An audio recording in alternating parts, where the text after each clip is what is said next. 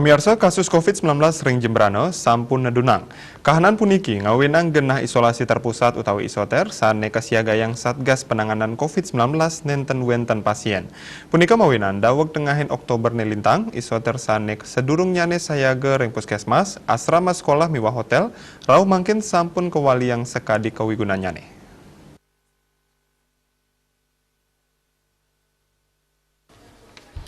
Sekretaris 2 Satgas COVID-19 Jembrana Iputu Agus Artana Putra Mausang, ring kuentenan roras genah karantina terpusat luwire ring asrama sekolah, puskesmas, hotel miwah isoter berbasis desa sampun kewaliang kawigunan nyane.